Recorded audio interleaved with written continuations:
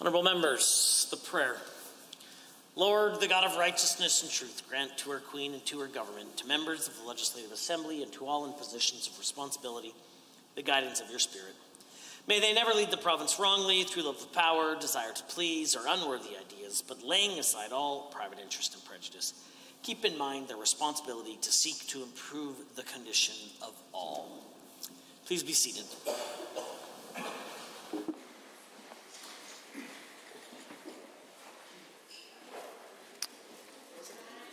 Introduction of visitors. Introduction of guests. Honourable members, I'm pleased to introduce a group of trustees from southwestern Ontario who are visiting Alberta for the Rural Education Symposium. They are guests of the Minister of Municipal Affairs as they hail from the Thames Valley School District where the minister grew up. I'm hoping they could perhaps provide me some tips on keeping the minister in line. Honourable members, please welcome these school board trustees to the Assembly.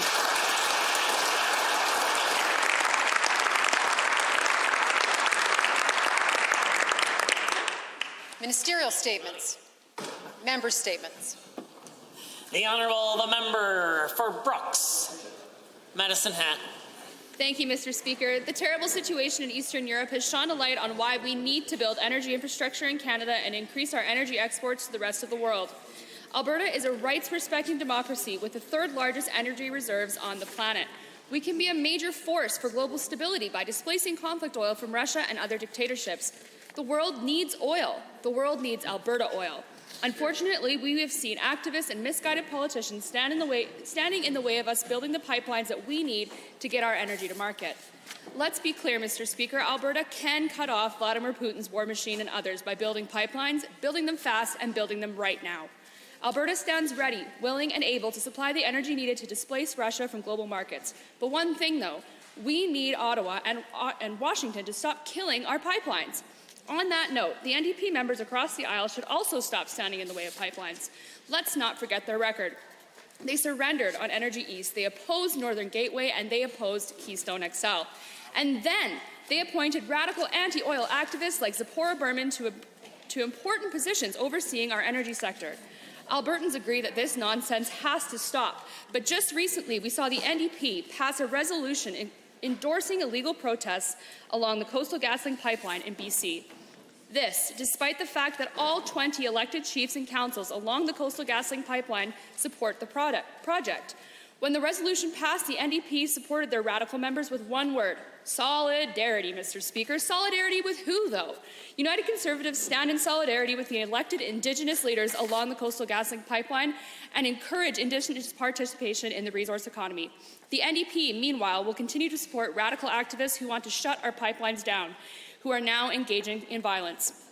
The world is waking up to the necessity of building pipelines and getting Alberta oil to market, and our government is getting the job done. Thank you, Mr. Speaker. The Honourable Member for Edmonton Gold Bar.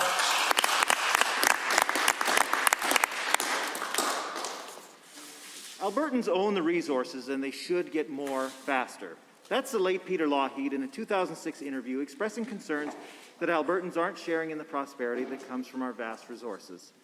He went on to say about oil and gas royalties, quote, "It is wrong in my judgment, a major wrong, and I keep trying to see who the beneficiaries are, not the people in Red Deer, because everything they get is costing more." Fast forward to 2022. We have oil at $120 a barrel. There are reports of heavy profits coming in from all over the province. CNRL reported nearly $3 billion in earnings in the fourth quarter of last year and raised its dividend by almost 30%. Suncor netted almost $2 billion. TC Energy earned over $4 billion last year. Billions in profits, Mr. Speaker. And what do everyday Alberta families get? They get record high gas prices. They get utility bills in excess of $700 a month. They get to hand over another $1 billion to this Premier as a result of his sneaky budget creep tax scheme. They're paying more for groceries, school fees, tuition. Heck, this government even raised the fees for families trying to go camping this summer. My constituents in Edmonton Gold Bar can't make ends meet, and similar hardship is being felt right across the province. The finance minister has a constituent whose utility bill was $1,900. And his response? A measly $50. $50, Mr. Speaker. While oil and gas companies earn billions on top of the billions in tax cuts that this UCP government gave to them. Tax handouts for corporations, massive tax hikes for Alberta families. Enough is enough. Albertans deserve a bigger slice of the pie. They're wondering why the rich get richer, and they have to decide between buying groceries and putting gas in the car. They're left worrying that their utility bill will be sent to collections, that their kids will be forced to give up on their dreams of a post-secondary education. It is time for a change, Mr. Speaker. The honourable member for Calgary Southeast has the call. Thank you, Mr. Speaker. I'm proud to share that for the first time since 2014-2015, Alberta's budget is balanced, with a projected surplus of $511 million. And it doesn't end there. Surpluses of $900 million and $700 million are targeted for 2023-24 and 2024-25, respectively. As a member of Treasury Board, it has been an honour and privilege to work with the Minister of Finance and my Treasury Board and government colleagues to fulfill our government's commitment to balance the budget in our first term. Favourable commodity prices certainly helped, but balancing the budget was also the result of growing the economy, financial discipline, and responsible government. To see this, consider that the previous NDP government raised spending an average of 4% per year. At that rate of spending, even at projected commodity prices, and assuming their policies hadn't harmed businesses or our energy sector further, Alberta would have a $6 billion deficit this year, a $7.5 billion deficit next year, and a $9 billion deficit in 2024. The previous NDP government also significantly increased taxes and regulatory burden. This year, Alberta will collect approximately $400 million more in annual corporate tax revenues at our 8% rate than the previous NDP government did at 12%. Our government also has cut over 21% of red tape, saving Albertans and businesses an estimated $1.2 billion while making Alberta a more desirable place to invest. In Budget 2022, health and education continue to be funded at the highest levels in Alberta's history. Advanced education, children's services, and social services are also seeing increases to meet the needs of Albertans. With a growing and diversifying economy, Alberta is the best place to start a family, find a job, or build a business. Albertans have every reason to be optimistic, and with continued responsible government and financial discipline, we can avoid burdening our children so they can share in that optimism. The honourable member for Edmonton Manning.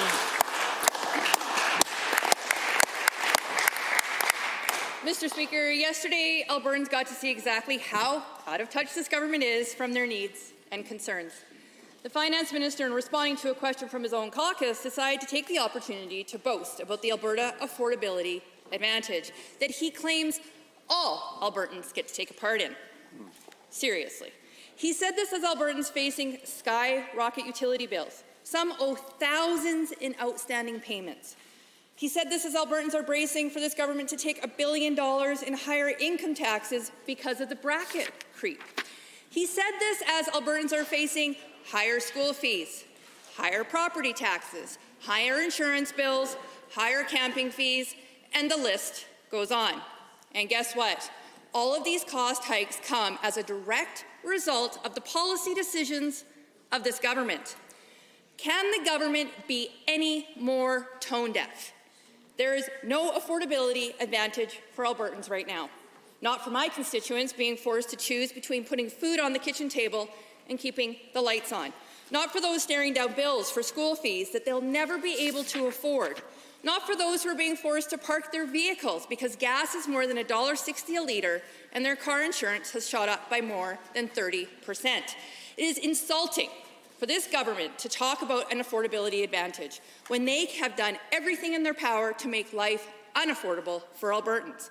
For Albertans to have a real affordability advantage, it will require a change in government. We need a government that actually cares about Alberta families and making life affordable for them. My message to my constituents in Edmonton Manning and to all Albertans is help is on the way. They just need to hang on a little bit longer, because in 2023, the government's changing. The honourable member for Spruce Grove, Stony Plain. Thank you, Mr. Speaker. It's a great time for Albertans and residents of my riding of Spruce Grove and Stony Plain. Last month, MLAs returned to the legislature. When they did, this government unveiled a budget that for the first time in 8 years will be balanced. This budget will help Albertans look forward for the future of this province. And one of the key pillars is going to be health care. We all know the challenges faced during this pandemic, and our government is committing a total of $3.5 billion for health facilities, equipment, and IT systems to expand healthcare capacity for Albertans no matter where they live. This includes $133 million over 3 years to upgrade and expand hospital operating rooms and departments. I'd also like to highlight that annual corporate tax revenue is expected to be $400 million higher than the previous government's, with a rate that is 4% lower. Had we kept tax rates where the NDP had them, we would have had much less revenue because these crucial businesses would have gone elsewhere. COVID did make the fiscal situation challenging, but I want to thank Minister Toews for making our province an ideal place to do business. Furthermore, on top of this budget, we have shown fiscal restraint. In comparison, if we keep spending increases at the same rate as the previous NDP government, then Albertans would be facing a massive $6 billion deficit this year. This would take limited tax dollars to pay interest payments on debt compared to programs and services that Albertans require. Another point that is important to my riding is our ongoing supports for youth in their journey towards a better education. We will be providing $600 million for the Alberta at Work program. Now, this new initiative will help prepare the future generation of youth into the workforce through skills training and knowledge for K-12 and post-secondary students. This budget is great for Albertans and residents of Stony Plain and Spruce Grove, and thanks to the hard work of our government, we can all look forward to more great things to come in the future. Thank you, Mr. Speaker. The honourable member is aware that the use of proper names for any reason is unacceptable, and he'll govern himself accordingly in the future. The honourable member for Calgary Buffalo. Mr. Speaker, in Calgary and across Alberta, people are mourning the loss of the very Reverend Bill Phipps. Bill was an extraordinary man who embodied so much of what is best in our province. He was a leader, he was a man of faith, and he was the prophet in a baseball cap. He was a fierce advocate for LGBTQ2S+ rights and economic justice. He founded organizations such as Faith and the Common Good and the Greening Sacred Spaces. He was so passionate about climate change that he went on a week-long hunger strike in what he described as, quote, a prayer of courage for political leaders. Mr. Speaker, Bill was a relentless advocate for the marginalized and dispossessed, and he also had a wicked sense of humor, and he knew how to enjoy life. He loved to camp and watch baseball. He threw out the very first pitch at the Blue Jays game in 2000. And he knew what was great about Canada, but he didn't shy away from harsh truths about our history. When he was the United Churches of Canada 36 moderator, he offered one of the first apologies to First Nation peoples on the role of his church that it played in the residential school system. His words are worth reflecting on today. Quote, we know that many within our church will not understand why each of us must bear the scar, the blame for this horrendous period in Canadian history, but the truth is we are the bearers of many blessings from our ancestors, and therefore we must also bear their burdens. Mr. Speaker, right up until the end of his life, Bill Phipps was a passionate, thoughtful, unyielding force for positive change in Alberta, Canada, and the world. I admired him deeply. And on behalf of everyone in the Alberta's NDP caucus, I want to offer my deepest condolences to his partner, Caroline, his family, and his friends, and the entire United Church community. The honourable member for Laxton and Parkland. Thank you, Mr. Speaker. Shakespeare wrote his plays for everyone and often commented on the conditions facing ordinary citizens who were deemed by some the underclass, you know, the fringe minority of his time. When he wrote Hamlet, he said there's something rotten in the state of Denmark. He was commenting on his own lack of leadership in his own country, not in Denmark. Albertans and the vast majority of Canadians have been saying for some time, there's something rotten in Ottawa. The PM of the President invoked the Emergency Act against us, legislation that historically has been used to declare war. Under the guise of safety, he gave the government powers, including the ability to seize private property and monies of everyday citizens that were protesting against him. Hard-working, law-abiding citizens' rights were trampled. They had to endure the onslaught of character assassinations by the PM and other elected officials, the media, that justified his draconian use of powers, typically reserved from times of war. The overwhelming and the majority of the protests of the Freedom Convoy were peaceful, despite being painted quite the contrary by a number of other leaders and, like the NDP here, members at home. Peaceful protest is a constitutional right in this country. Everyone must protect this, not to crush that right with draconian use of mispower, as we've recently seen. While we've seen legislation used during the pandemic at many levels of government, limiting the rights and freedoms of Canadians, nothing compared to the gross overreach by the PM or his divisive language. His actions were condemned, across the world, including by the Canadian Civil Liberties Association. Here at home, only the NDP supported him, and their federal friends voting in the act to make it to come into effect. At home, NDP said nothing while the whole country was crying foul as they sought to trample the constitutional rights of many Albertans taking place or participating in that convoy. Leaders have pushed people too far. Everyday folks came together in a common cause, forcing changes to be made, freedoms to be restored, and made us all consider the quality of our leaders of present day. There is indeed something rotten in the state of Denmark. The honourable member for Edmonton South has a statement. Life is getting more expensive for Albertans, thanks to the short-sighted policies of this government. My constituents are reaching out to me directly with their worry and outrage over the lack of relief for consumers to their skyrocketing utility bills. People are asking why this government dropped the utility rate cap to pad the bottom line of already profitable utility companies at the expense of everyday Albertans. Albertans are doing their best to trim household expenses wherever they can, but, Mr. Speaker, they can only do so much. One constituent had to make the decision to pull their child from daycare to make ends meet and pay their nearly triple utility bill. Another constituent shared with me, quote, "I'm on fixed rates and have done everything in my power to be mindful of my consumption. I cannot afford to keep paying these ridiculous amounts and still afford food, my mortgage, and clothing for my children. You know, the basic necessities of life. I'm okay paying $200 of gas we use to heat our home, but the other $250 is carnage," end quote. We're facing inflation of over 5%. Alberta has seen a 0% increase in their wages. This means Alberta families are dipping into their savings and going further into debt to just get by. People across the province cannot keep trying to pay more with so much less. Albertans and Alberta families should not have to choose between buying food and keeping their houses warm during the winter. The government has promised a nearly useless utility rebate. The rates needed to trigger this rebate are highly unlikely. Relief is not coming. So as it stands, Alberta households will not see a dime of relief from this government for their rising utility bills. They say actions speak louder than words, and this government's inaction when it comes to keeping life affordable for Albertans is loud and clear. The honourable member for Calgary-Curry. Thank you, Mr. Speaker. Yesterday, the U.S. banned Russian oil. For those watching right now, as I speak, Russia is killing civilians in Ukraine. Putin's unethical war machine is murdering children. If you buy Russian oil, you finance war crimes. By any reasonable standard, Russian oil is unethical, and I applaud President Biden on his decision. But how will they make up this loss of supply? The obvious choice is, of course, us. Canada is a global leader on ESG indexes, which includes human rights, climate change action, and reconciliation.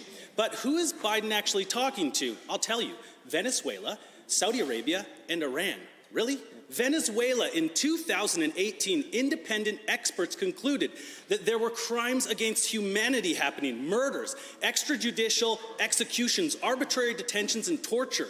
And how do they treat Indigenous people? 2 words: Kumaracape massacre. Venezuelan troops shooting and torturing Indigenous people in just 2019. Saudi Arabia. Did we all forget about Jamal Khashoggi? How is the media not upset about this? And further, do you support LGBTQ2S+ rights? In Saudi Arabia, you can be stoned to death just because of who you love. It is terrible. And Iran, come on, in the streets they chant death to America. In what upside-down world are we living in where you would rather send money to and thereby strengthen the military of people who want to kill you? You can't make this stuff up. Mr. Speaker, through you to President Biden, please, sir, do not jump out of the frying pan into the fire. You are a champion of human rights, of LGBTQ2S+ rights. You support Indigenous reconciliation. The choice is clear. Put your money where your values are. You may even be surprised at just how fast we can ramp up production. And hey, we also have a net zero pipeline pretty much built in Keystone XL. Thank you.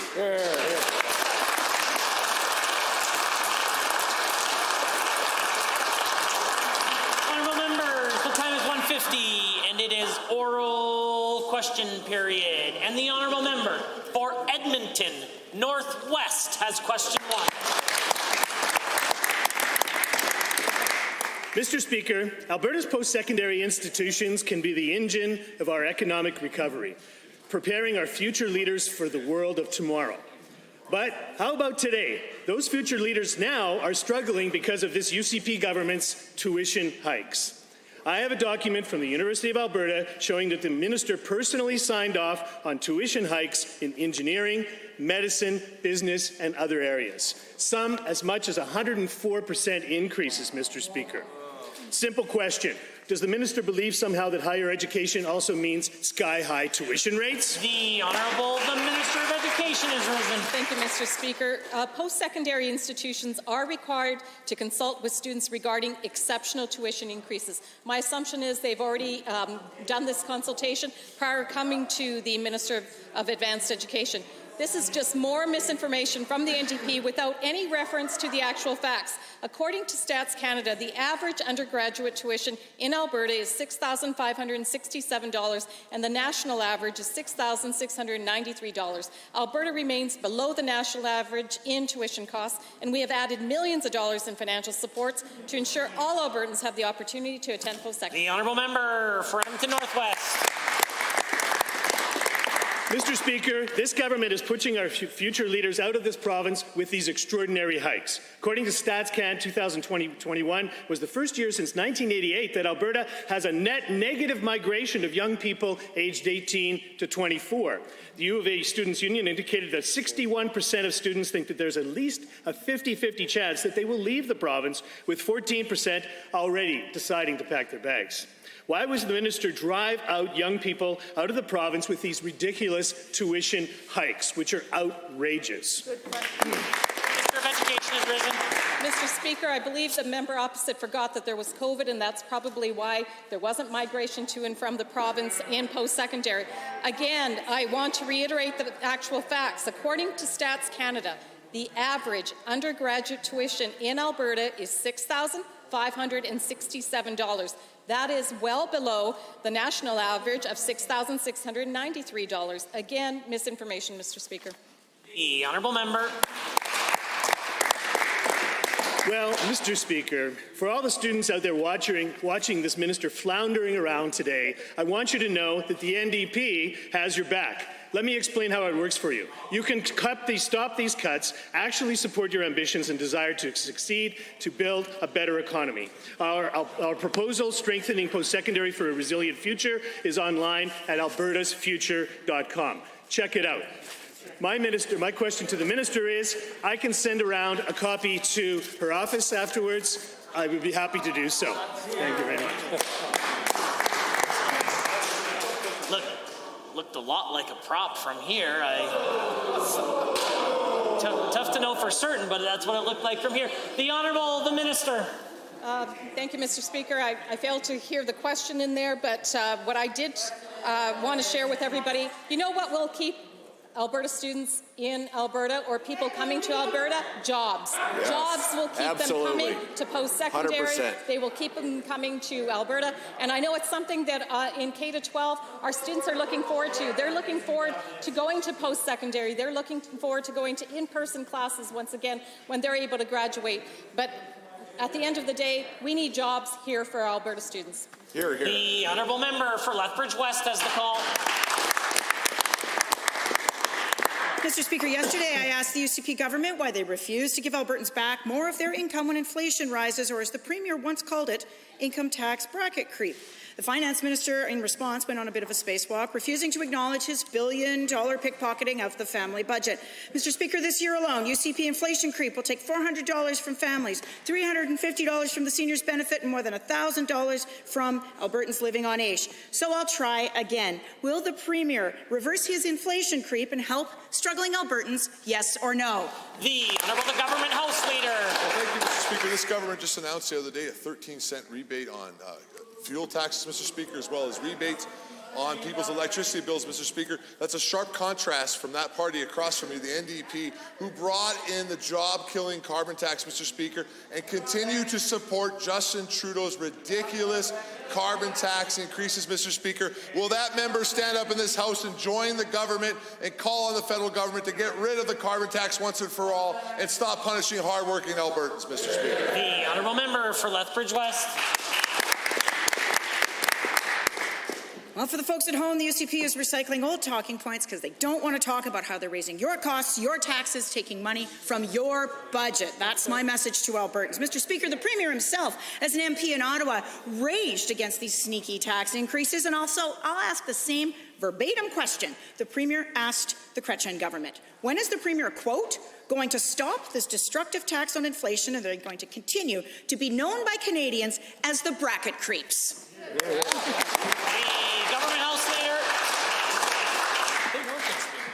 Mr. Speaker, this government is lowering taxes, Mr. Speaker, and the reason the honourable member is so upset, she's upset about a balanced budget and the fact, Mr. Speaker, that we've been able to fix the tremendous damage that the NDP did when they were inside power, Mr. Speaker. But that honourable member used to be the Environment Minister who oversaw a carbon tax coming in on Albertans, Mr. Speaker, that raised the cost on everything, Mr. Speaker, and continues to support the federal government bringing carbon taxes on the province of Alberta and the people that live here. So again, Mr. Speaker, will that member finally stand up to Trudeau, or is she going to continue to sit with him?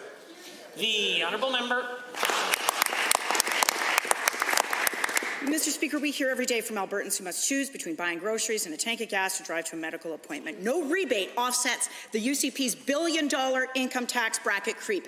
None. But every day this week, the minister and the government refuses to acknowledge their billion-dollar tax increase. So I'll ask again the exact verbatim question the former MP for Calgary Southeast, now the Premier, asked to the Premier. Why is this government telling Canadians they will get tax relief when, in fact, they will end up with less money in their wallets at the end of the day? The Honourable Government House Leader.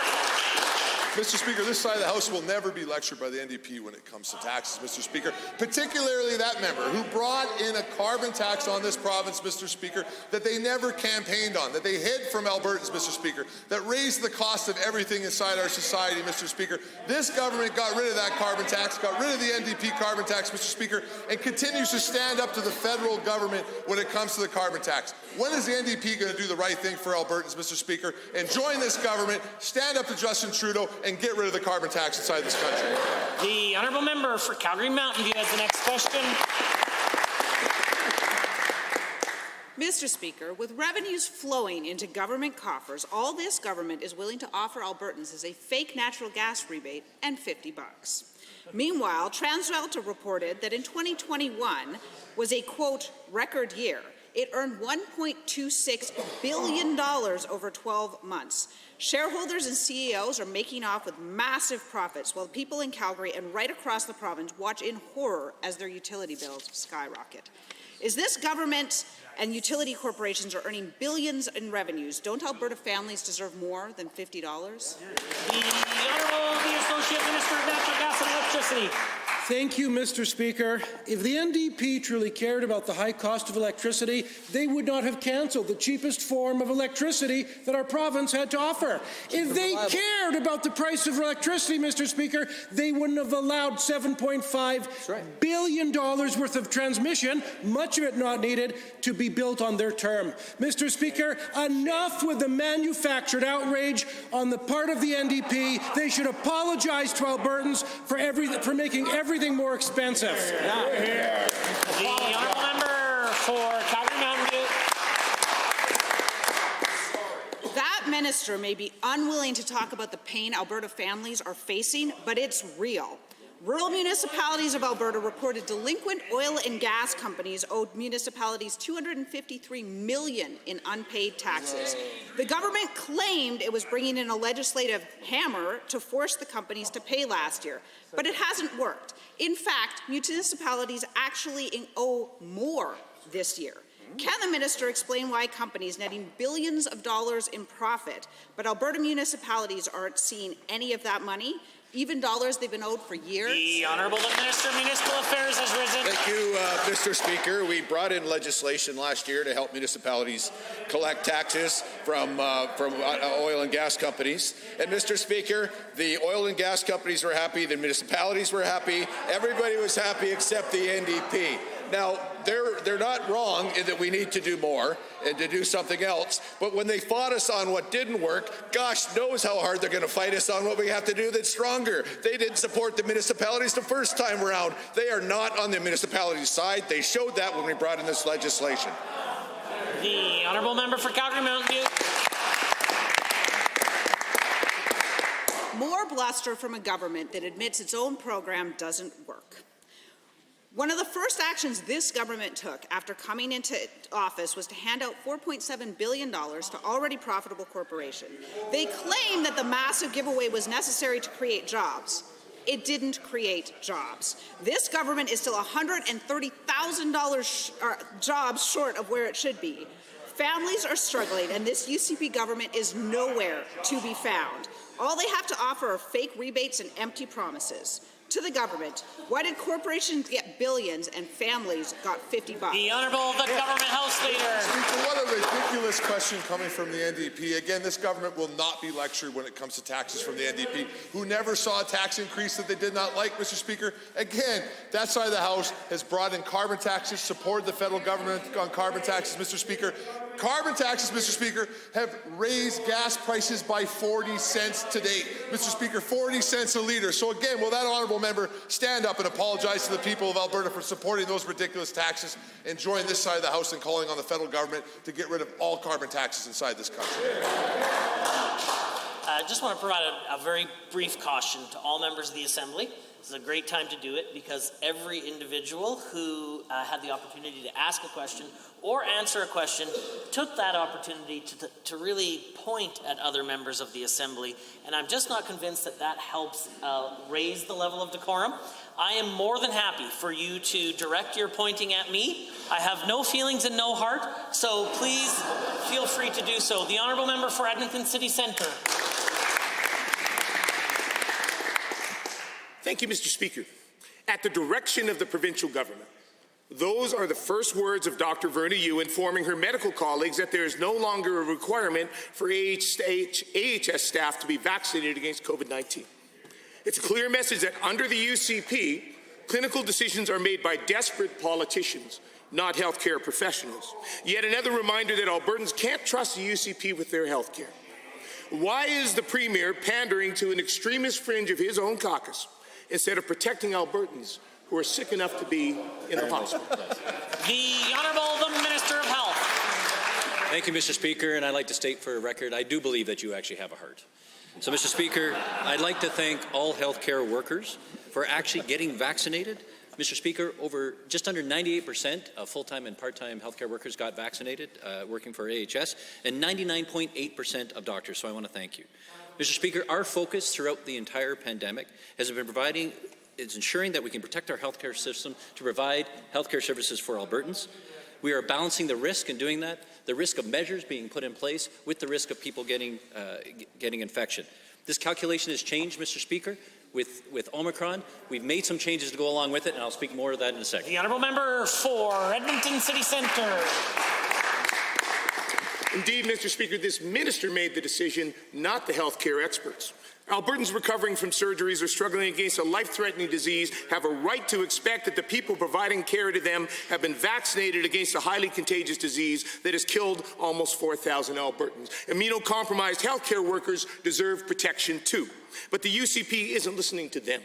They're listening to the people who blocked the border at the Coots border crossing, caused almost $1 billion in damage to our economy, and conspired to murder police officers while UCP members cheered them on. I'll ask the Premier again, why is he putting the safety of critically ill Albertans at risk to pander to violent extremist fringe groups? Point of order is noted. The Honourable Minister of Health. So, Mr. Speaker, I reject the entire premise of the question. Mr. Speaker, our entire government's focus is on protecting the health of Albertans. As I indicated before, the calculation of the risk has changed. Mr. Speaker, as the honourable member knows, and this whole chamber knows, that there's a shortage of healthcare workers. We need all the healthcare workers that we can get to be able to deliver the services that Albertans need.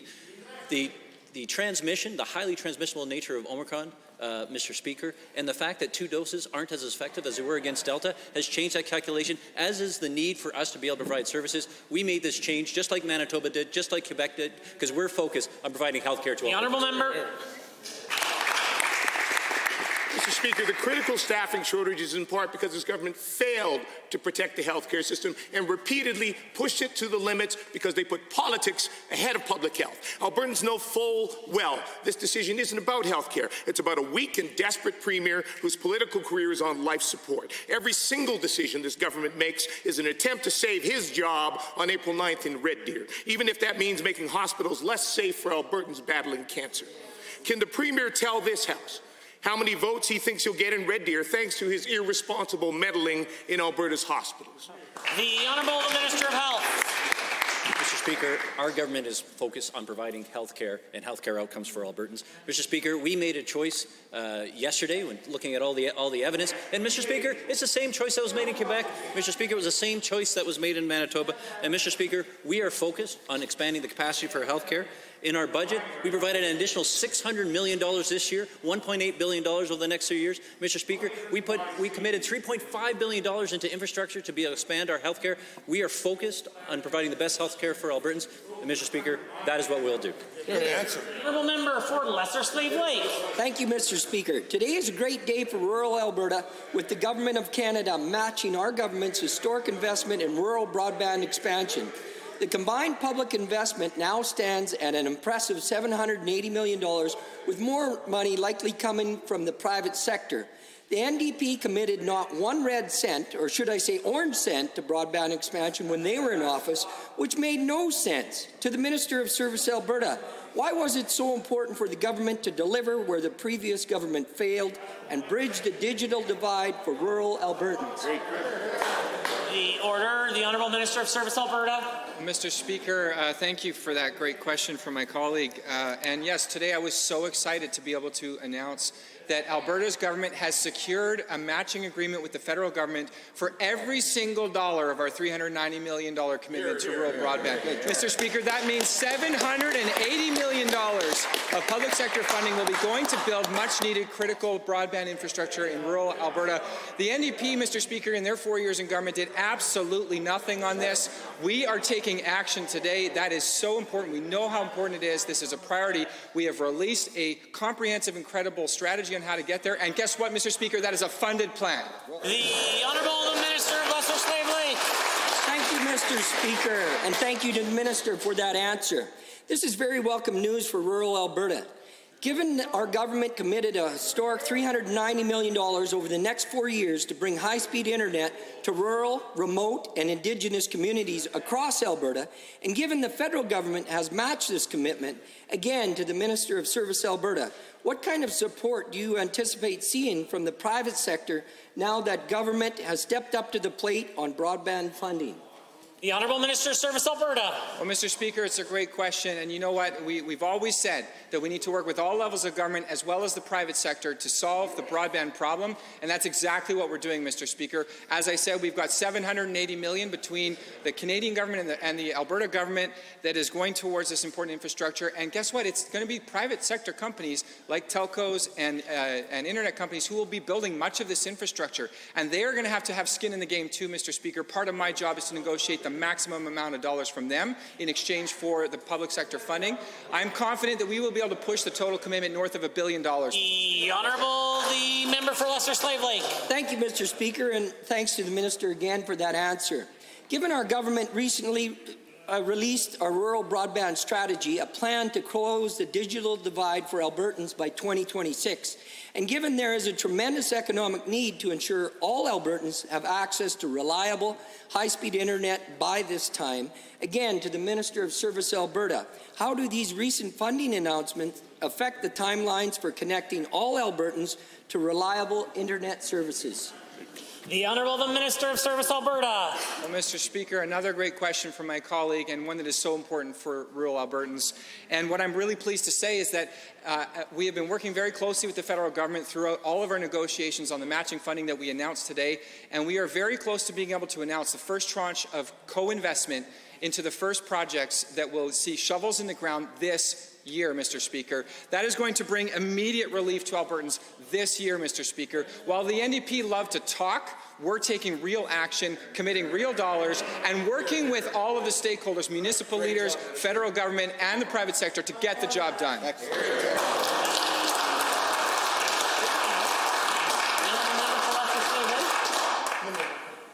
you have one more?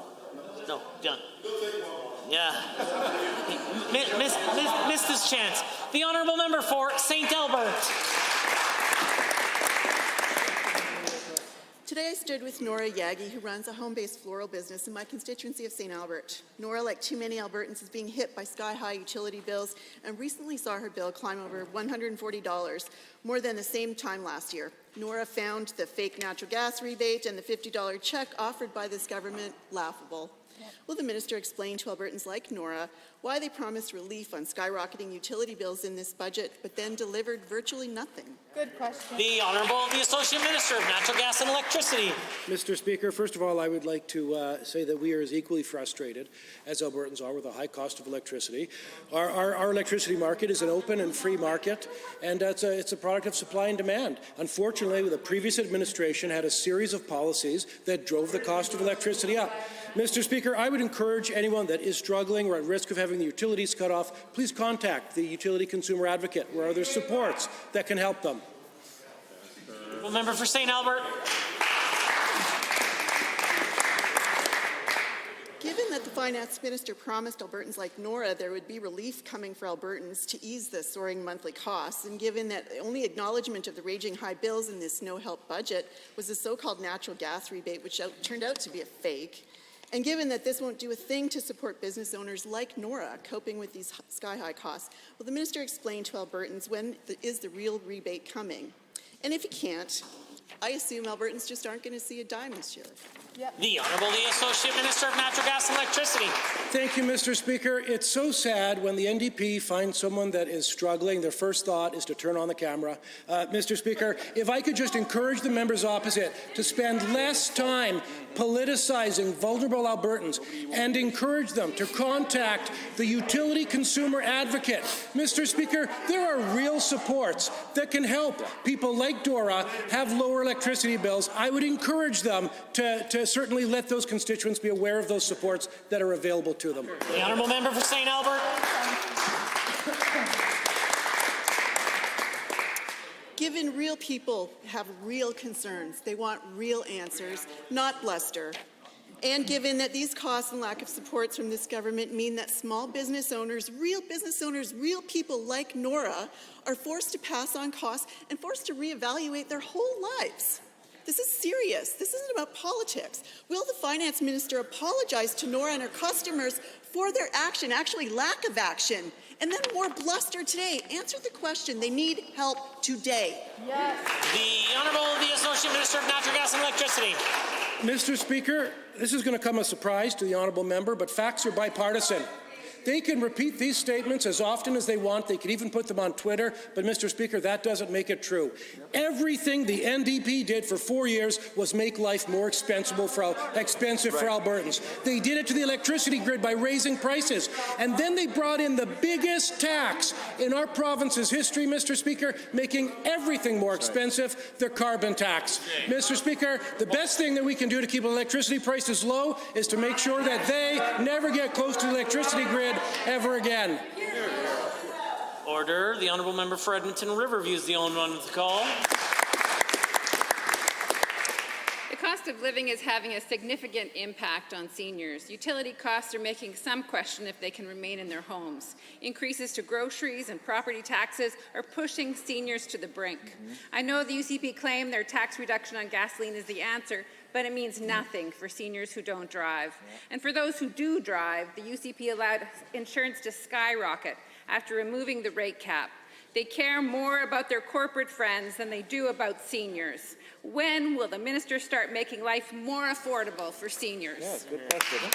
The Honourable the Minister of Seniors and Housing. Thank you, Mr. Speaker. So untrue whatever statements you make. Let me be clear.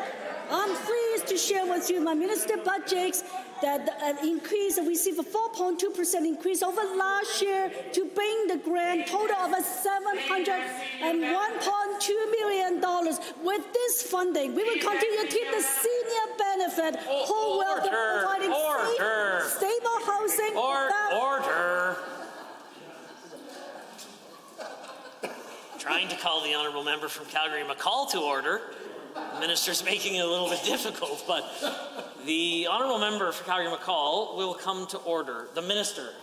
Sorry, Mr. Speaker, I just get so excited when I talk about seniors, so I just keep going. And just want to let you know that this is a very important to provide a safe, stable housing for family seniors, survivor of family violence, and adults that keep them healthy and safe. The Honourable Member for Edmonton Riverview.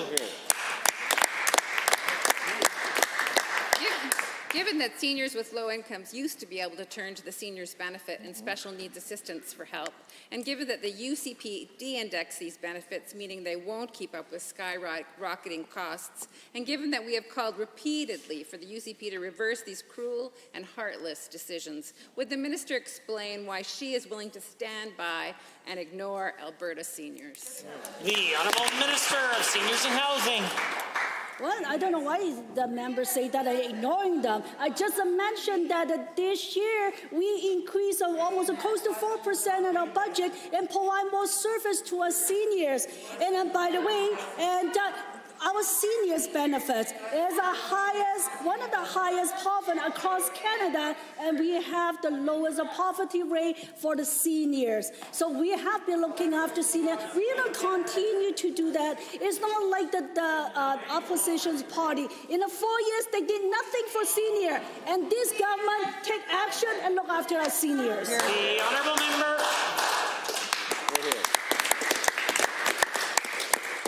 Given that the UCP's budget does nothing to address affordability for seniors, and given that seniors are not getting any new support, and if the UCP had continued to have the seniors benefit indexed to inflation and the cost of living, a couple would be receiving over $350 more.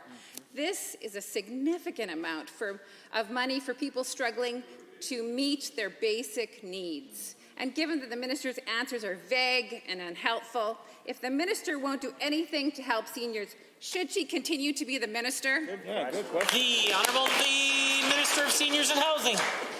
Yes, I am. I should be continued as the Minister of Seniors and Housing.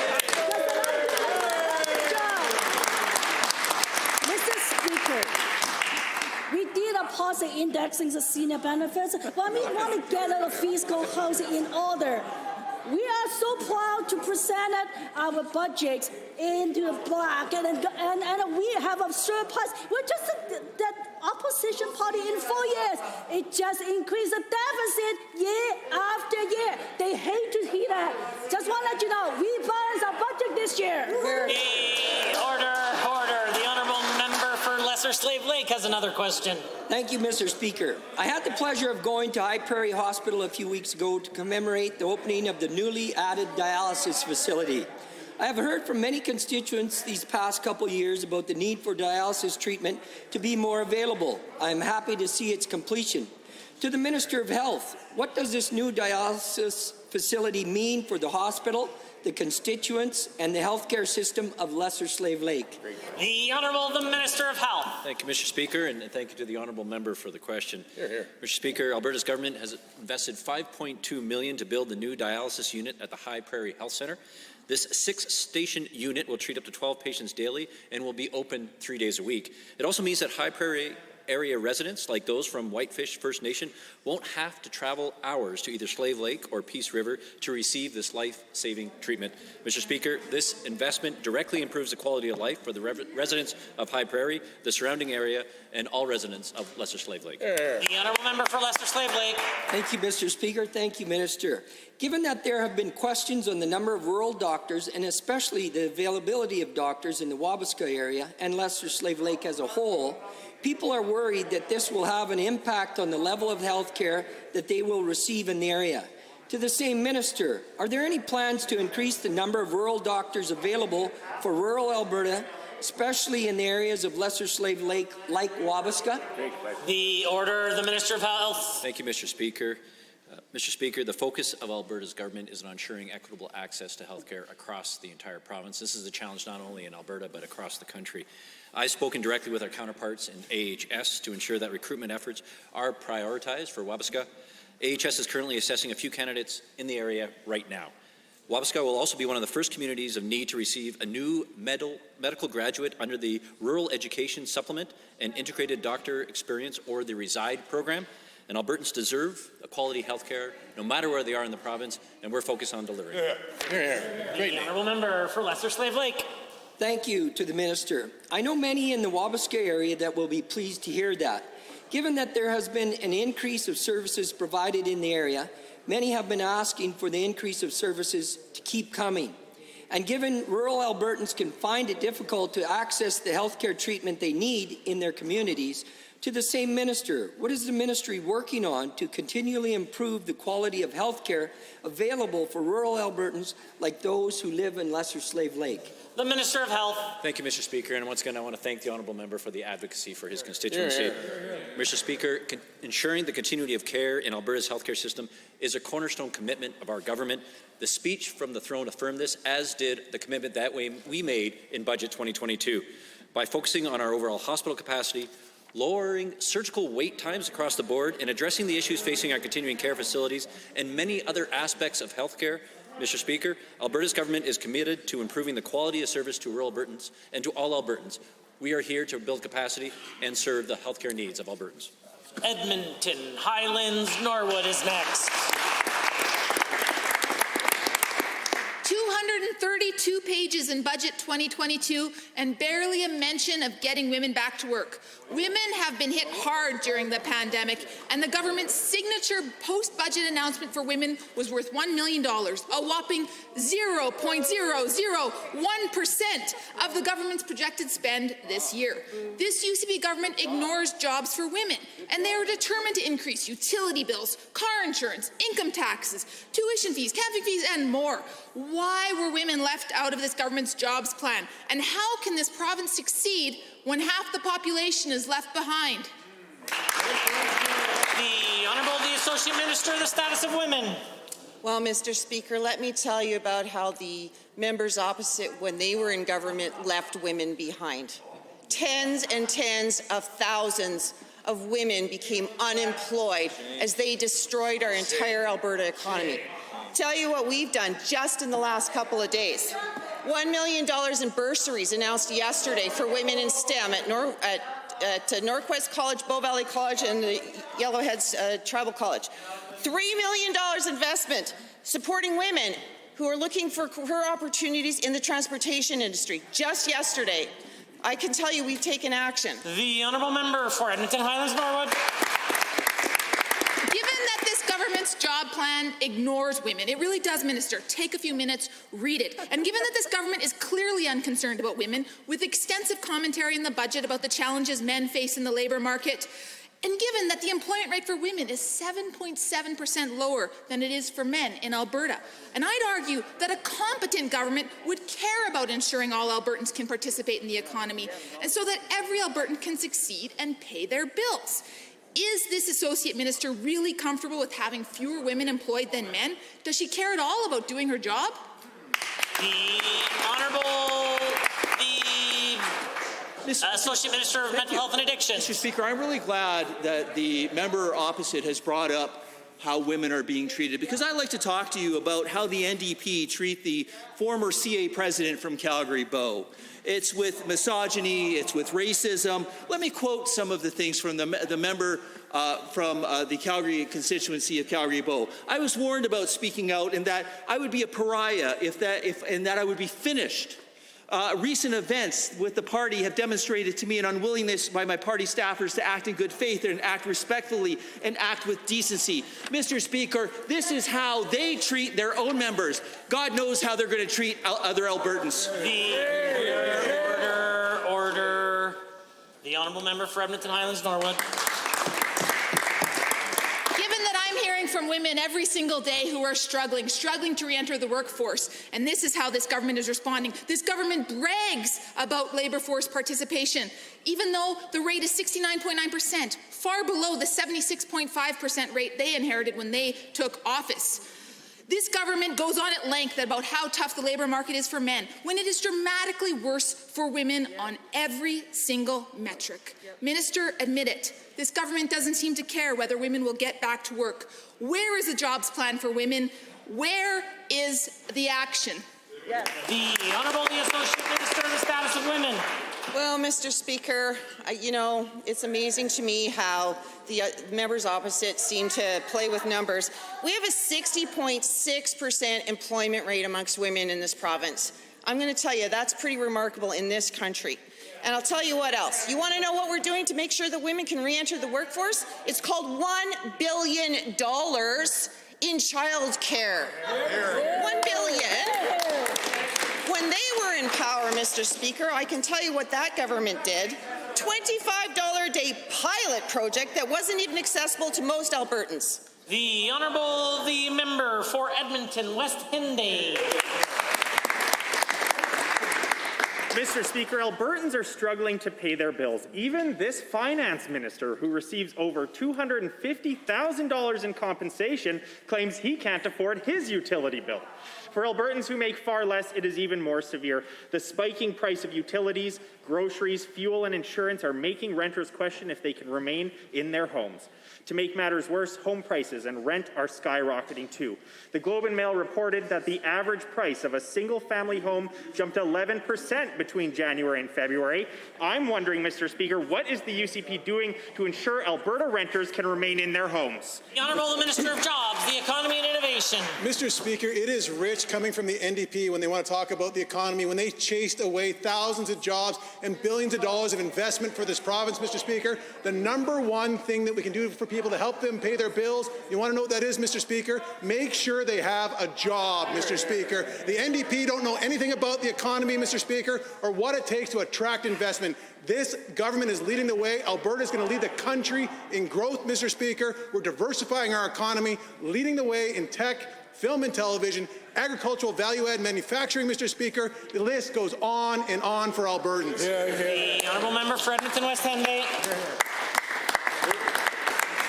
Given that even with an increasing supply of homes in Calgary, the Canada Mortgage and Housing Corporation has noted that the affordable supply for the lowest fifth of income earners is decreasing.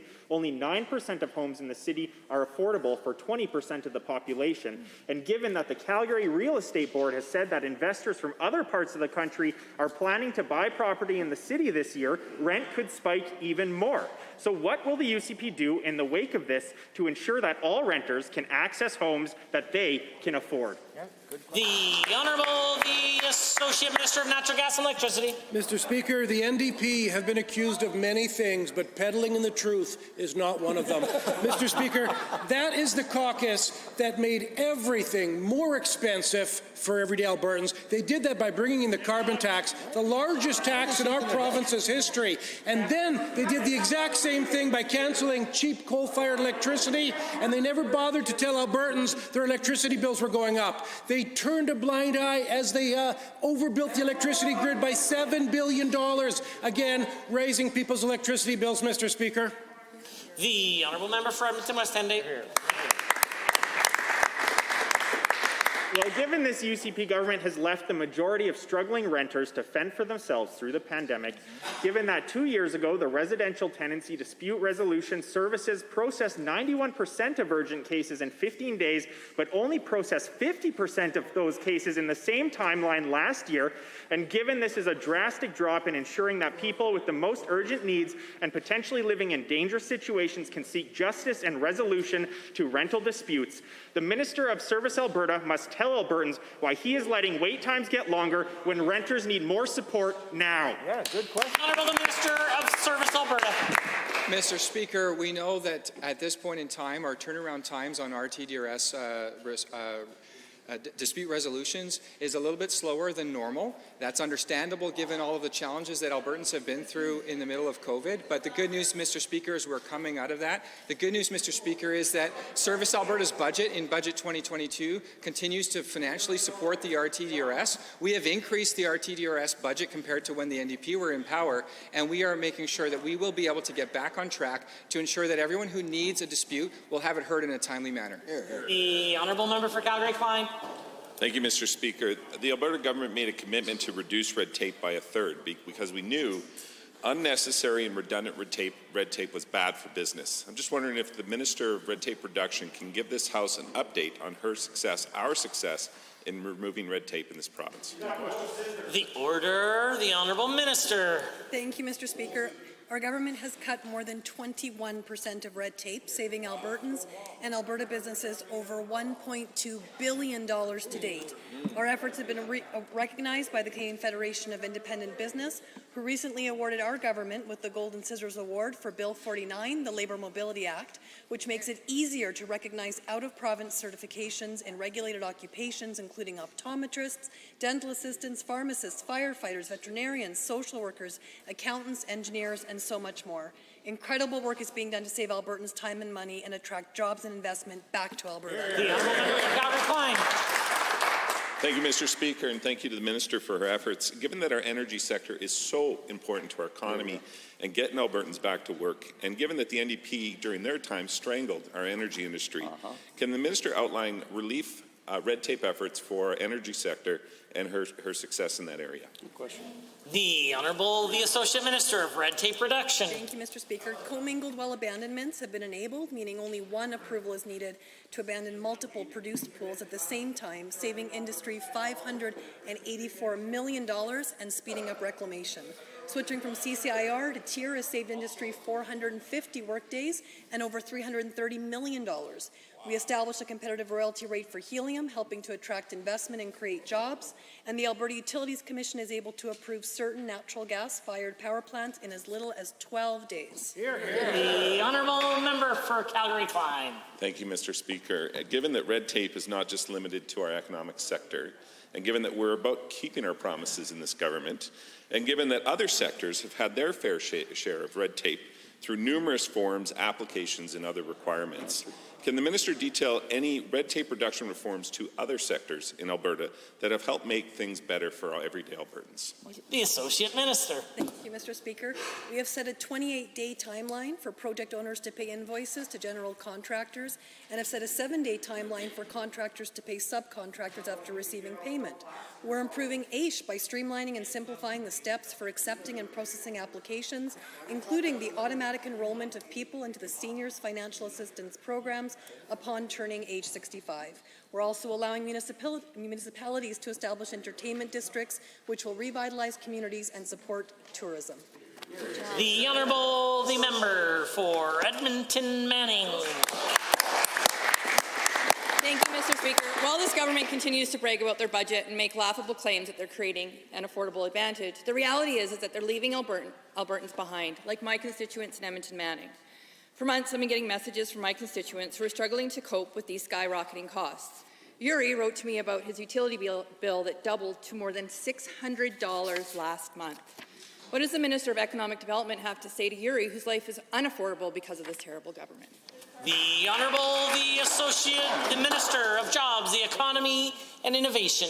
Mr. Speaker, right now we have around the world geopolitical crisis that's happening, Mr. Speaker. The cost of living is going up, Mr. Speaker, because commodity prices are going up due to a conflict in Europe where Russia has invaded the Ukraine, Mr. Speaker. But, Mr. Speaker, the NDP continue to take advantage of crisis after crisis after crisis. When you take a look at how they handled the pandemic, there wasn't a day that went by when they didn't try and exploit an emergency, Mr. Speaker. Right now we're dealing with a geopolitical situation. Mr. Speaker, Alberta has the resources the world needs, and we have to communicate effectively with the world about that situation. The Honourable Member for Edmonton Manning. Well, thank you, Mr. Speaker. Given that only months ago the Associate Minister of Natural Gas and Electricity stood in this House and bragged about how the government wasn't going to do anything to help Albertans with their skyrocketing utility costs, And given that Robert wrote to me about how his bills have climbed to over $600 each month for his family of 3, and that this government is only offering a measly $50, this means he'll still owe $550 when it used to be $250. Can the minister clarify if the plan is still going to do nothing to support families? Is that really what the Associate Minister meant? The Honourable the Associate Minister of Natural Gas and Electricity. Mr. Speaker, I can say in our province's history there was once an NDP MLA that told the truth. Now, I don't know who it was, and I don't know when it was, but I know it wasn't anybody over there. Mr. Speaker, I would encourage the members opposite that when they find Albertans struggling with the high cost of utilities, put the cameras down, refer them to the utility consumer advocate, put Albertans first, Mr. Speaker. That's what we're doing on this side of the House. I know that the Associate Minister likes to be as creative as possible, but I can tell him that that was beyond the point of creativity and into the point of unparliamentary language, of which he'll apologize and withdraw. The Honourable Member. Well, thank you, Mr. Speaker. Given that while this government is hammering families with their unaffordability agenda, they're also hurting local businesses. And given that Janelle, who owns a farm inside my riding of Edmonton Manning, is not eligible for the agricultural rates, meaning that this government's do-nothing approach to utilities is actually putting her livelihood at risk. And given that even if she did qualify for the fake natural gas rebate and a check for $50, it's not going to help her farm. Will someone, anyone on that side of the House, stand up, apologize to my constituents, and promise to do better?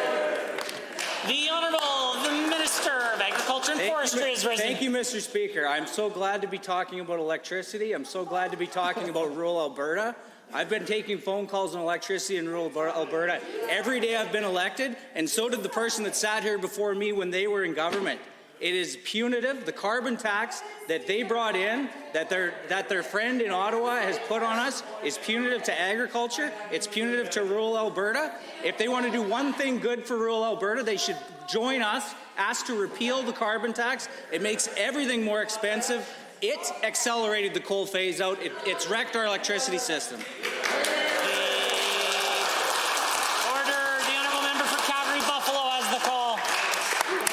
Well, Mr. Speaker, it's another day and yet another reason why Albertans can't trust the Premier and his UCP government. Last year, the Premier ducked responsibility for public health decisions and said, quote, "These decisions are better taken locally."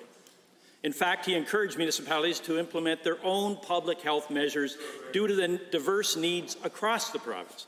Now the UCP government is contradicting themselves and taking the decision-making power away from municipalities through their changes to the Municipal Government Act.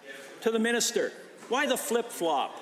The Honourable the Minister of Municipal Affairs. Well, Mr. Speaker, the COVID's been going on for 2 years, and we just heard the NDP admit they haven't learned a thing in the last year and a half. On this side of the House, we have, and consequently, new information leads to new ideas. So, Mr. Speaker, the fact is there wasn't 90% of people vaccinated a year and a half. There wasn't 65% of people with 2 vaccinations a year and a half. This is ending. The only people I know unhappy that COVID might be ending is the folks across the aisle. The rest of Alberta can't wait. Get on board, folks. The Honourable the Member for Calgary-Buffalo. Given that these powers currently exist under municipal authority, but the Premier is now saying he will directly target them for his own political reasons in an attempt to save his own skin at his leadership review. And given this government claims it's a grassroots party, and this Premier even signed a grassroots guarantee, but now he's launching a direct attack on local democracy and the wishes of Albertans. And given these decisions should be made at the local level between democratically elected leaders and their voters, why is this government imposing a top-down governance style and usurping local democracies? The Honourable the Minister of Municipal Affairs. Mr. Speaker, there's so much to say to knock that down. We're all anxious to do it. It is so easy. Mr. Speaker, the fact is we are doing what Albertans want. Even in the city of Edmonton, 68% of the citizens of Edmonton don't want a mask bylaw.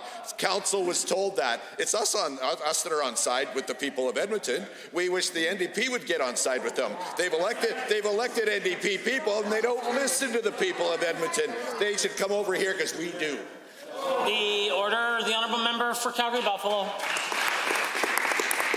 Given that this government has repeatedly shown disdain for municipalities, their democratically elected leaders, the voters who elected them, and in fact the member from Lac St. Anne Parkland recently described municipalities as, quote, the children of the province, and said it's time for someone to get spanked. And given that this is the same government that constantly warns of federal government overreach, but is now doing the exact same thing they accused Justin Trudeau of doing, why does this government constantly contradict itself at every step, providing further proof that Albertans just can't trust them? The Minister of Municipal Affairs.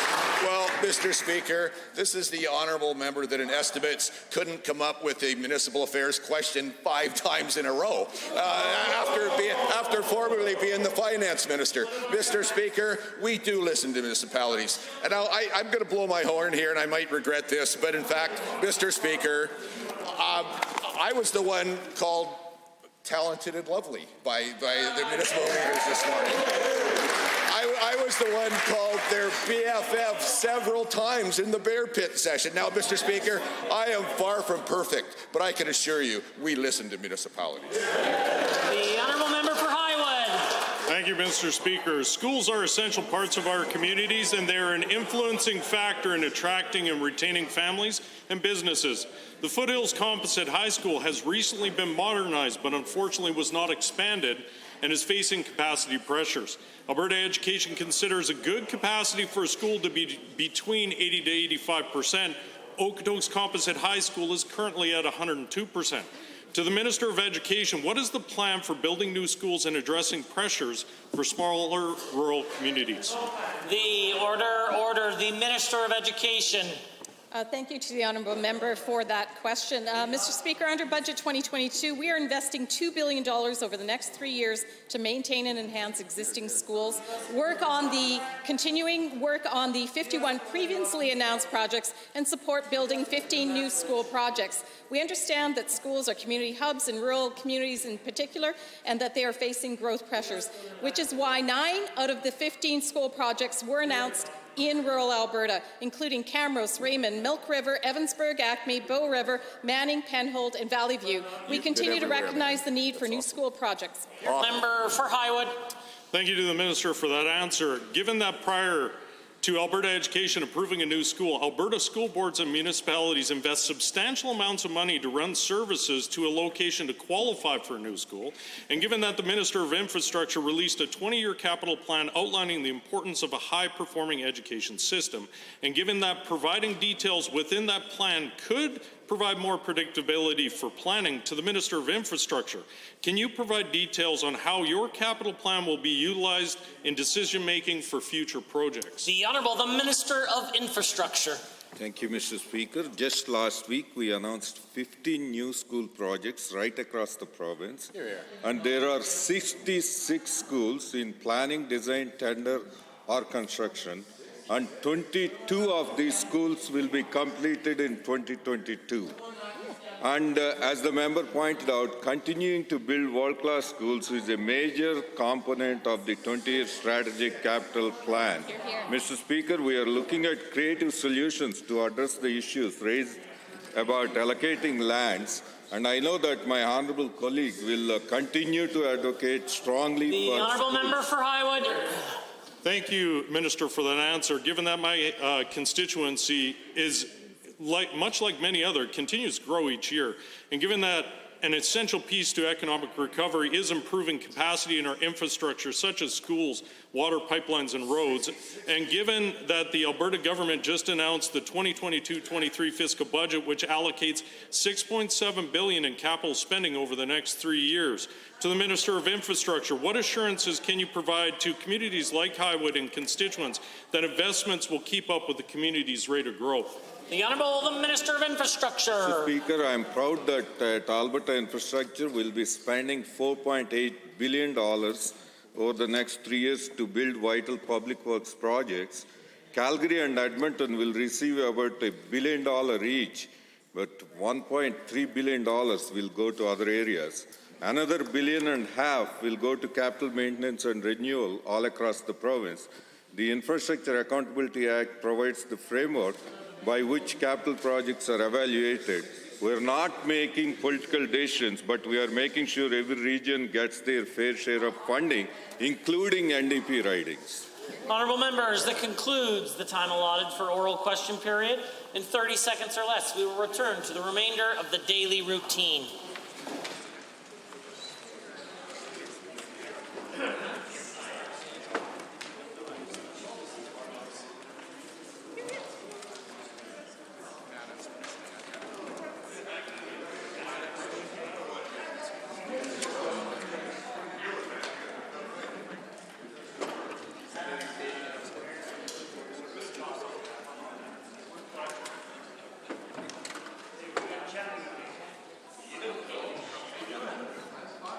Presenting reports by standing and special committees. Presenting petitions. Notices of motions. The Deputy Government House Leader. Why, thank you, Mr. Speaker. I wish to rise and advise the Assembly, pursuant to the Government Motion 7, that there should be no evening sitting tonight. Introduction of bills. The Honourable, the Minister of Culture. Well, thank you, Mr. Speaker, for this very special day, and I request leave to introduce Bill 3, the Special Days Act. I have the copy here. So throughout the year, Alberta's government recognizes many dates that hold significance for the people of this province, whether it's a celebration of heritage and history, such as Black History Month or currently Francophonie Month, or a call to take action on important social issues such as Sexual Violence Awareness Month. These dates all help us build a better province. Mr. Speaker, there are several ways Alberta's government currently acknowledges special days, weeks, and months. Most commonly, currently, we use proclamations or declarations to recognize their significance and share them with Albertans. However, neither of these methods have any legal protection, and also they're not easily tracked, leading to confusion and repeat requests and people not sure what's going on.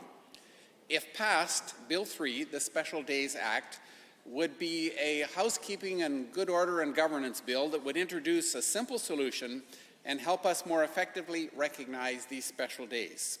It would give ministers the authority to issue ministerial declarations through ministerial... I hesitate to interrupt the honourable member and the Minister of Culture, as I know he hasn't had the opportunity to introduce many pieces of legislation, but first reading of a bill isn't a debatable reading. And so it seems to me like there's significant and perhaps very good content, but the purpose of first reading is to introduce the bill to the Assembly, and the Assembly can then go on and you can make as many additional comments as you like at further readings. So I just provide some caution. I know that we've seen this happening a little bit more in recent days, that ministers are using the opportunity to debate the bill at first reading. It's not the purpose, so I encourage the member to get to the presentation of it as quickly as possible. Thank you, Mr. Speaker. I'm not intending to debate, just give a brief summary so that members understand what the bill is being tabled. So anyway, we'll just give ministers the authority to issue ministerial declarations through ministerial orders, and using mechanisms to recognize special days in Alberta will reduce our red tape and standardize the future requests for approach. All ministerial declarations will be tracked on a central web page, helping raise awareness and designating a place where people can find the details. So it's a straightforward change that will not affect how Albertans submit requests. However, it will help draw greater attention to these causes, cultures, and milestones that these dates represent. And I look forward to discussing the bill in more detail in the legislature. So thank you, Mr. Speaker, for this special moment. My pleasure. I am certain that a brief summary can be done in less than a minute. Honourable members, the Minister of Culture has moved first reading of Bill 3, Special Days Act. Those in favour of the motion for first reading, please say aye. Aye. Any opposed, please say no. In my opinion, the ayes have it. That motion is carried and so ordered. Bill 3, Special Days Act, is now read a first time. Tabling returns and reports. The Honourable Member for Edmonton Riverview has a tabling. Thank you, Mr. Speaker. I have the requisite copies of a postcard that was created by Mom Stop the Harm in response to the drug poisoning emergency in our province, advocating for safe supply, supervised consumption sites, and harm reduction. Honourable Minister of Education. Thank you, Mr. Speaker. With your permission, I'm pleased to rise and table the requisite number of copies of 5 separate documents that I mentioned in estimates this morning so that everyone can have a look at them. The first is a chart from the Choice in Education Survey in 2020 outlining the income of respondents in the survey by educational choice. The second is a chart that is available on the Alberta Education website outlining projected and funded headcount of school divisions. It shows that despite over-projections due to COVID, boards have continued to be funded based on a higher student number than actually intended. The third is a chart outlining student enrollment growth from 2007 to 2022. The fourth is a table from the fiscal plan which shows that the projected increase in educational staffing for the 22-23 school year. And the fifth, I look forward to speaking more about this afternoon in estimates. It outlines project approval for the 2015 to 2018 time period. During this period, the previous government approved between 17 and 18 projects per year. And I would suggest that all members have a viewing of these documents. Thank you so much. The Honourable, the Associate Minister of the Status of Women has a table. Thank you, Mr. Speaker. By your permission, I wish to table the requisite copies of the 2019 Alberta Labour Force profiles, showing that, in fact, in 2019, when the NDP left government, the participation for women in the labour force in Alberta was 66% and not 76%. Are there others? Good. Tailings to the clerk. Honourable members, points of order end at 2:04. The Honourable, the Deputy Government House Leader rose on a point of order. Indeed I did, Mr. Speaker, and it's a pleasure for me to rise today and bring this point of order to the attention of the Chamber under Standing Order 23H, I, and J. At the time that you had mentioned, the member from Edmonton City Centre was speaking, asking a question to the Minister of Health. At that time, he insinuated, I shouldn't insinuate, he outright said, members of the UCP were cheering on the blockaders down at the border that had cost money to the Alberta economy. Now, I find that comment first to be misleading, but more importantly, he specifically pointed to the honourable member from Tabor-Warner immediately to his right. While you cannot do things directly, you also can't do those things indirectly. So I would first say that that was a point of order because the language he used was certainly imputing false motives against another member, and it was language that was likely to create disorder. Second to this point is you did mention to all members of the Chamber that pointing was not something that we should be doing going forward. I respect that direction. Clearly the member from Edmonton City Centre does not. So I would ask that member retract the comments suggesting the member from Tabor-Warner was in fact cheering on when he was down there listening to his constituents, which is his job and duly elected to do so. The Opposition House Leader. Thank you very much, Mr. Speaker. Mr. Speaker, this is not a point of order, but a matter of debate. Certainly it is a matter of public record that members of the UCP did cheer on and support the blockade, the same blockade that caused almost $1 billion of damage and included people conspiring to murder police officers. This government caucus loves to use similar language to accuse the NDP, they delight in it actually, of supporting various groups. We hear it constantly in this chamber. In this case, I would suggest that we are hearing some well-deserved embarrassment rather than a point of order. I believe this is a matter of debate. To the Deputy Government House Leader's secondary point, I would simply note that your caution around pointing was delivered well after the member from Edmonton City Centre spoke, and I know all members of this House will be thinking and reflecting on your caution and trying not to point going forward. I do think this is a matter of debate, Mr. Speaker. Thank you for your interjections. I agree this is a matter of debate and not a point of order. With respect to the pointing, listen, I'm not making an outright ban on something. I'm just suggesting that it is generally less helpful than more helpful, and if members can keep it in mind, we'll all be better served. I consider this matter dealt with and concluded. Honourable members, daily routine is now concluded pursuant to Standing Order 59.015B and the 2022-23 main estimate schedule. The Assembly will stand adjourned until tomorrow afternoon at 1:30. The Legislative Policy Committees will convene this afternoon and tomorrow morning for consideration of the main estimates. This afternoon, the Standing Committee on Families and Communities will consider the estimates for the Ministry of Education in the Rocky Mountain Room, and the Standing Committee on Economic Future will consider the estimates for the Ministry of Jobs, the Economy and Innovation in the Grassland Room. Tomorrow morning, the Standing Committee on Alberta's Economic Future will consider the estimates for labour and immigration in the Grasslands Room, and the Standing Committee on the Families and Communities will consider the main estimates for the Ministry of Social Services in the Rocky Mountain Room. Honourable members, the House stands adjourned until 1:30 p.m. tomorrow.